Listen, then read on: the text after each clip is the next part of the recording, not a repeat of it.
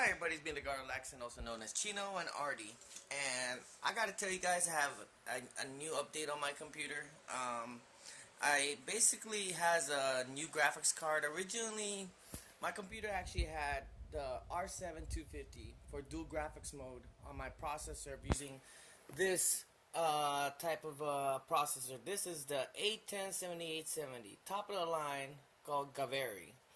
Because before that, I actually had this processor. This was the 5800K A10. And I went through so many different processors, which were all AMDs, yes. And I have other computers downstairs that are AMD powered. For this Athlon right here, can actually still play, this is the 5350, can play Grand Theft Auto in decent frame rate, but in low res.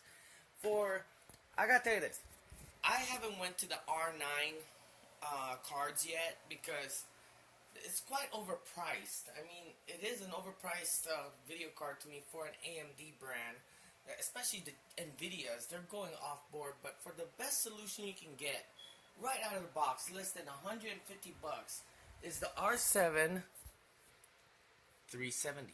This is the factory overclocked by XFX, and it's really the solution. I'm actually going to get my rebate, that's why I cut the box off. And I already have it installed, and this is great. I mean, I'm able to play all my games in 2 gig. Okay, let me tell you this. There is a 2 gigabyte and 4 gigabyte edition. The 4 gigabyte, there's no difference with it when you're playing games on it. The frame rate's only, what, like less than 3 frames, a little more higher compared to the 2 gigabyte when you have that 4. So the 4 gigabyte is more designed for like rendering purposes or trying to do, YouTube videos, etc., etc. I also have updated my power supply, 600 watts. Originally I had a 450 watts, 80 gold edition, and this one is, I believe, just right here. I think just says 80 plus, and also I actually upgraded my memory. Instead of using cheap memory, originally I was using rip jaws, but now I am going for the new dual kit 16 gigabytes of RAM ballistics. Because originally this computer started out with 8 gigs of RAM, because I wanted more RAM to get the frame rates I want from my APU. Because when you have an APU, it concentrates on your onboard memory as video RAM, so it processes it better. So with all the previous products I have them all sitting here. Yes, I have. See, I got I got the same one because I have built 2 of the same towers. I keep the boxes just for looks, it just looks nice, I mean, make it look like a computer store. I got the R7 220. The R7 220 is great for dual graphics if you have the 5800K. Did you know if you had the 5800K processor, it actually does dual graphics with the R7 250. And then this one is a budget version. This is the A4 7300. Out of the box, this is basically a PlayStation 3 out of the box. While you want something like this to act like an Xbox One or a PlayStation 4. And I actually use the A1. This is one of my smallest built. This is a motherboard that I use, and I kid you not, that motherboard is so small. It's just almost the size of a DVD case, like for example, like this big. Yeah, the motherboard was that big, and it was one of the smallest towers I can get, and it was from Newegg.com. If you see my recent post, I actually had a screen built on a tower to see my progress and everything like that. So I was like, nah, I don't want something like that. I wanted to dress up my computer like a Christmas tree. So here's my computer now. Yes, it's open cased, as you can see, but I'm sporting out my Afterglow controllers. This is an Xbox 360 and 360 auto, Afterglow controllers. I actually bought this one brand new for $24.99 in GameStop, while this one was only $1 in a thrift store. It had a little dusty in there, but it's bright new after that. It looks clear. This I got from the store called Didi's. It's only $7.99, so I needed to get the feel of a place. If you're doing emulations like I do, you gotta have the same feeling like a PlayStation 1 or 2 or 3. Because they all have identical controllers. They always have that analog stick. They haven't changed the design until the PlayStation 4 has that mouse feature type in the middle. Then for my old school retro gaming, I have my Nintendo controller that ends on USB. So I had the feel of a real Nintendo. Same thing for my Super Famicom or Super Nintendo, SNES, and it ends with USB. Yes, these are products that were actually cheap. You can get them for only $2 or less than $5 online, and they come in a cheap box like this, you know. So, yeah, it says NES controller, USB. Since it's not an official Nintendo product, they just say NES. That doesn't actually say Nintendo. So it's not really a Nintendo product. So I can do so much customization. I still have my 3 drives, my RAM and everything. It's a little messy right now because I'm actually drinking. Oh, I'm thirsty. And also, I kid you not, I actually bought an air purifier. Not bought it, but actually found it in the trash. Alright, and I fixed it. It's what it is an air. It's a Holmes. What it does, it filters, because I smoke cigarettes in my room. And yes, I have a bad habit. People call it bad habits, but you know what? It's really hard to quit. And it's my tower is running really good. I mean, it's I'm only doing dual monitor right now. A simple 17-inch right here, while this one is a big 32-inch right in front of me.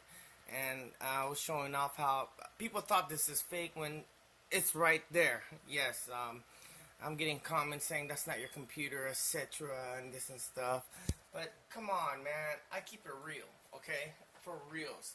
So, I haven't done my review about the video game Wipeout yet because people are waiting for me to make a review about PlayStation games that came out, you know, on PC, but it actually came out on PC before PlayStation. I got the original Wipeout, and I'm going to be making a future review about that.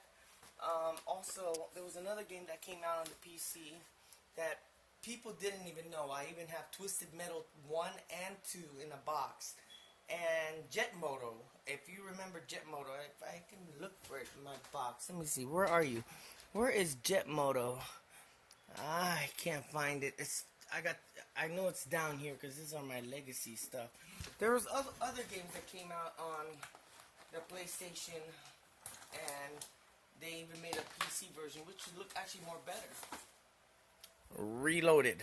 Yes, they released part 1 on Sega Saturn and PlayStation 1, and now uncut, uncensored for the PC CD-ROM. It's actually more bloodier, but I recommend part 1. It was more better than part 2 for some reason. I think part 1 was better. And also I want to make a review of some Asian games that was never released in America, like Guilty Gear X. This was one of the old. This is a Japanese a game. Well, this is a Chinese version of the box. I'm not Chinese, but I just like getting foreign stuff. And this is another game. It's called Armor Girl 5. And it's very interesting. It's all in Chinese, though. This is not a Japanese game. This is a Chinese PC game. And I even have the original Command & Conquer in the box. But those are for my future reviews. But right now, let's concentrate about my computer. I mean, my very first built computer that I personally customized, not something that you buy from the store and then it's already pre-built out of the box.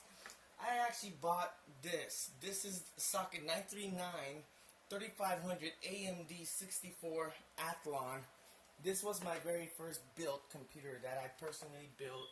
The reason why I built that computer with an AMD, because back then, having an AMD processor, mixing it with an NVIDIA video card, was the best thing to go. And now I'm going straight out ATI, Radeon. I mean, even my past videos, I used to have an AMD processor with NVIDIA graphics, but now everything I have is pure AMD APU processing, and I'm telling you, I've been playing the Dark Knight, Arkham Knights.